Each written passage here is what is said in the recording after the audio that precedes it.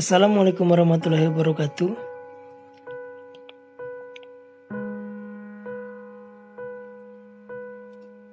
Nama saya Sofian Wijaya dan saya di sini akan menjelaskan penelitian tentang tindakan kelas atau PTK.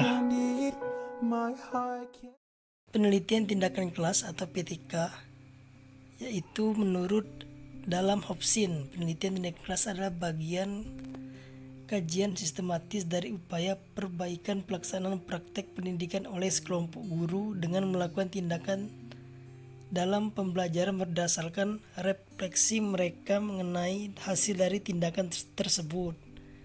Kemudian, menurut Rositi Wiryatmaja, penelitian kelas adalah bagaimana kelompok guru dapat mengorganisasikan kondisi praktek pembelajaran mereka dari pengalaman mereka sendiri. Kemudian ada fungsi-fungsi PTK. Yang pertama, untuk memecahkan masalah. Dan yang kedua, alat pelatihan jabatan. Yang ketiga, untuk mengenalkan pendekatan tambahan atau inovasi dalam pembelajaran.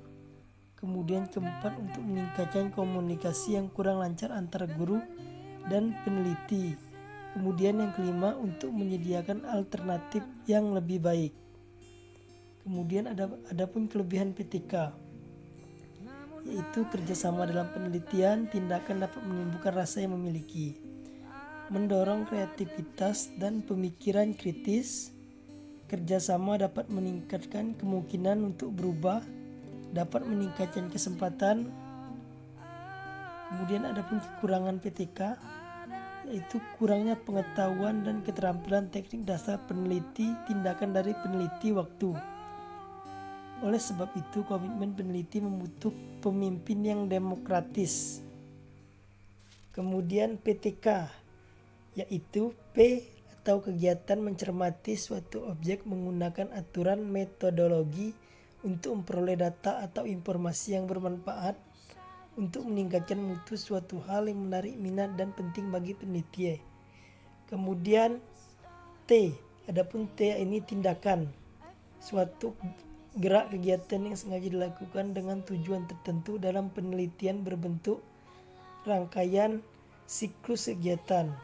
Kemudian K, kelas, yaitu sekelompok siswa yang sama dan menerima pelajaran yang sama dari seorang guru. Dan di sini bisa dapat dilihat adapun perbedaan penelitian formal dan PTK. Salah satu dari contoh penelitian formal yaitu dilakukan oleh orang luar, sampel harus representatif. Kemudian dari PTK dilakukan guru atau dosen, representatif, sampel tidak harus. Kemudian tidak memerlukan instrumen valid dan reliable. Adapun di sini ciri-ciri PTK. Salah satunya yaitu dilakukan pada situasi yang alami. Kemudian memecahkan permasalahan praktis, bersiklus, memecahkan masalah dan mencari dukungan ilmiah. Kemudian masalah tidak berasal dari teori tetapi masalah nyata di kelas. Memecahkan masalah yang spesifik, jelas dan tajam. Dan yang terakhir, berkolaborasi antara praktisi, guru, pimpinan, siswa dan lain-lain. Kemudian manfaat PTK. Adapun bagi guru, memperbaiki proses pembelajaran, meningkatkan profesional guru, meningkatkan kepercayaan diri, berperan mengembangkan keterampilan. Kemudian bagi siswa yaitu dapat meningkatkan proses dan hasil belajar siswa. Kemudian bagi sekolah, tercipta kondisi yang kondusif bagi perbaikan iklim sekolah. Kemudian ini adalah perancangan pelaksanaan PTK. Dari PTK, masalah dalam pembelajaran yang berkualitas, kemudian kembali lagi ke masalah dalam pembelajaran. Dan juga di sini dari peningkatan kemampuan guru, yaitu bertujuan dari yang pertama itu yaitu tujuannya untuk menyelesaikan masalah pembelajaran, melaksanakan penelitian, dan kepribadian dan keprofesionalan. Dan adapun di sini prosedur PTK. Yang pertama itu planning atau menuliskan strategi yang akan dikembangkan menentukan target keberhasilan. Kemudian implementasi, menguji coba strategi yang telah dirumuskan. Dan kemudian observing, mengumpulkan data yang menunjukkan keberhasilan. Kemudian reflecting atau menilai apakah tahap keberhasilan sudah sesuai dengan target yang diinginkan. Apabila belum sesuai, strategi diperbaiki untuk kemudian dicoba lagi pada siklus berikutnya.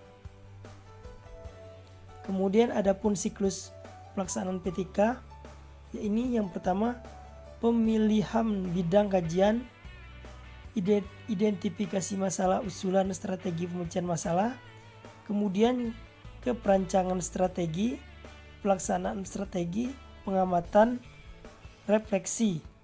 Kemudian dari refleksi yaitu menuju perencanaan yang direvisi, pelaksanaan, pengamatan, refleksi, dan kemudian perencanaan yang direvisi lagi.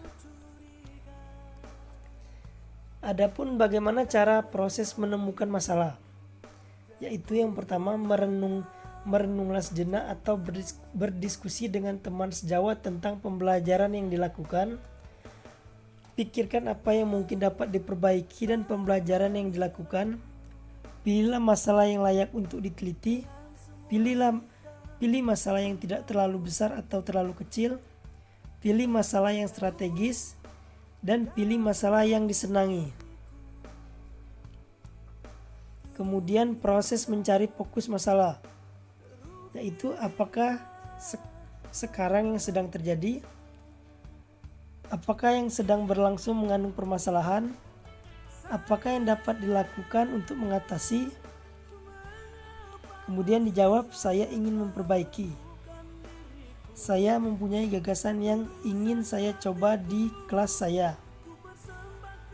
Kemudian apa yang dapat saya lakukan dengan hal semacam itu?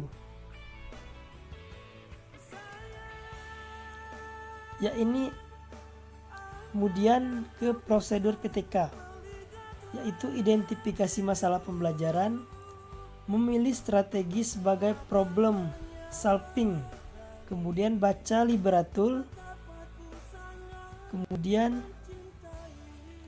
yaitu dievaluasi dari strategi, dicoba, diamati, direvisi. Kemudian dari keseluruhannya itu revisit strategi. Dan ini pelaksanaan, dikerjakan sendiri, mengajar, dan mengamati, atau kolaborasi dengan guru. Guru dilatih mengajar, kemudian peneliti mengamati. Adapun di sini langkah kegiatan PTK. Identifikasi dan perumusan masalah, analisis masalah, merumuskan hipotesis penelitian tindakan, membuat rencana tindakan dan pemantauan, melaksanakan tindakan dan mengamatinya, mengelola dan menafsirkan hasil penelitian tindakan kelas, kemudian yang terakhir melaporkan hasil penelitian. Adapun analisis data. Analisis data adalah suatu paket pembelajaran selesai, sedangkan interpretasi data setiap selesai satu kegiatan dilakukan untuk menjadi balikan dalam penyesuaian pembelajaran. Analisis data dapat dilakukan dari semua data yang diperoleh pada beberapa kali kegiatan pembelajaran.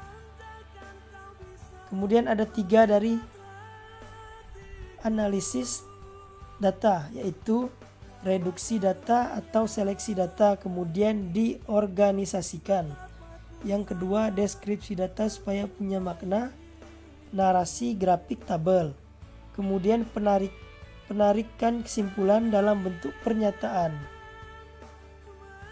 Kemudian refleksi. Nah, refleksi itu berdasarkan analisis data direnungkan kembali kenapa suatu kejadian berlangsung dan kenapa seperti itu terjadi. Dengan refleksi dapat ditetapkan apa yang telah berhasil dilakukan, apa yang belum berhasil, dan apa yang perlu diperbaiki dalam pembelajaran berikutnya. Dan juga bagaimana merefleksinya, yaitu adapun dari target keberhasilan dan data yang mengindikasikan keberhasilan, yaitu kalau sudah berhasil setelah pergerakan strategi, kemudian kalau belum berhasil perbaiki strategi, kemudian masuk siklus berikutnya. Adapun di sini format laporan PTK dari pendahuluan, kemudian kajian teori dan hasil penelitian terdahulu, yang ketiga prosedur penelitian, keempat hasil penelitian dan implementasi, dan yang kelima kesimpulan dan rekomendasi. Adapun bagaimana mendiseminasikan laporan PTK, yaitu target sasaran, teman sejawat, orang tua, lingkungan sekolah, kemudian masyarakat luas, media cetak dan elektronika, dan kemudian laporan keberhasilan.